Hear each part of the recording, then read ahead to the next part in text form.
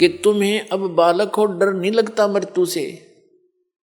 तुम ये सोच रहे हो नहीं, आदमी 100 वर्ष तो जीवित रहता ही है व्यक्ति, और जो यही आशा लेकर जी रहा था 20 वर्ष का मर गया, कोई 30 का मर गया, कोई 5 वर्ष का मर गया, उसको तो हम इत्तेफाक मानते हैं।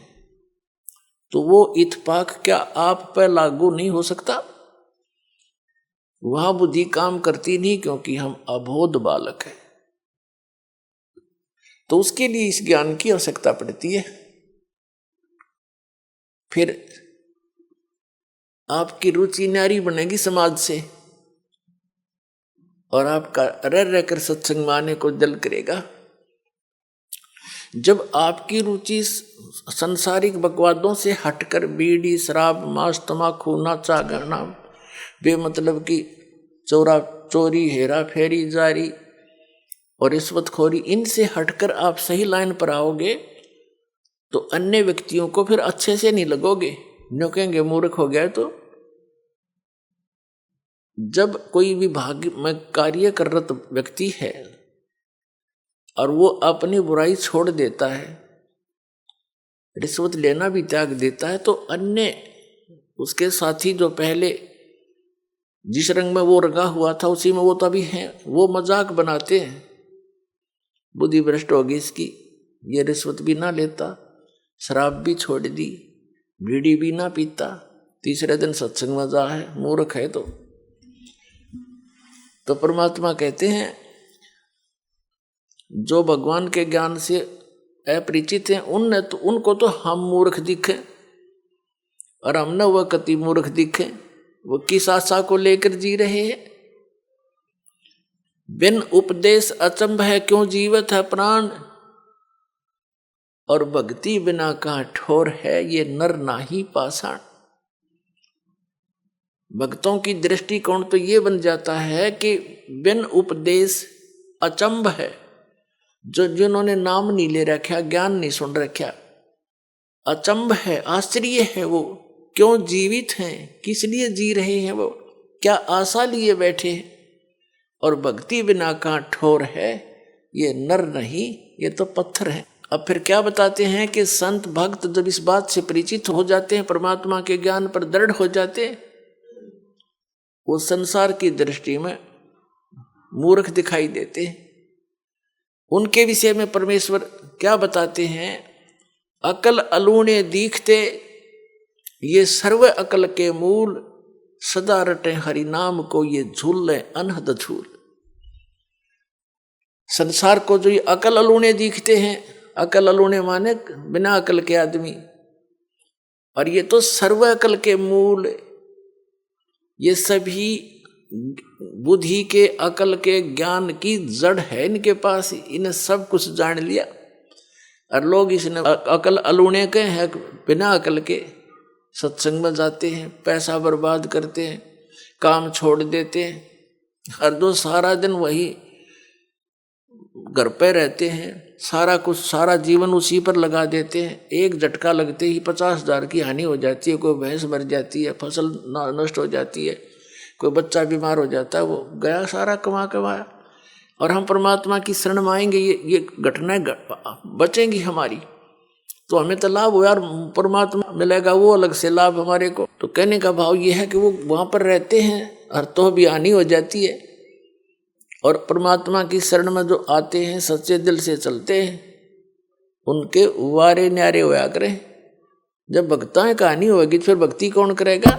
जरूरत नहीं फिर भक्ति की, आगे खड़ा पाओगा परमात्मा। बहुत से ऐसे प्रमाण हैं, लेकिन हम उनको थोड़ा सा अवॉइड ही कर लेते हैं कि ऐसा तो वैसे भी हो गया होगा, ऐसा हो गया होगा। एक भक्त बता रहा था जी, मैं उधर से तो सत्संग का समय आ गया और खेत में सिंचाई भी करनी अनिवार्य थी, तो मैंने सोचा चल देखी जागी, बच्चों को कहा अभी देख लियो, टाइम मिले तो तुम अपना काम संभाल लेना। मैं यहाँ आ गया, सत्संग में आ गया, और जिस दिन मैं सत्संग में आया उसी दिन नहर से पानी लगाना था, वह नहर बंद होगी। किसी कारण से किताब ब्रीच होगी उसमें, जिस कारण से वह बंद होगी, कुछ भी कारण बना। चिंता तो सता रही थी कि पानी वार गया, उसका जमीन फसल खराब होगी। कोई बात नहीं, परमात्मा और देगा कि तक है, क्योंकि ज्ञान यहाँ आने से बहुत सांत्वना मिलती है इस आत्मा को जो सदा भटकती रहती है। सत्संग सुनकर 2-3 दिन वो गया, फिर वापस पता चला कि उस दिन नहर नहीं आई, पानी ही नहीं था। और 4 दिन के बाद फिर आ गई, और उसी के वार में आ गई, वो फिर पड़ गया 4 दिन के बाद। तो ये चाहे इत्तेफाक हो, पर उसका दृढ़ पक्का विश्वास हो गया कि सचमुच भगवान जो चाहे सो कर दे। तो इस तरह की घटना हमारा गेल घटा करेंगी, क्योंकि भगवान ऐसा ही काम करता है।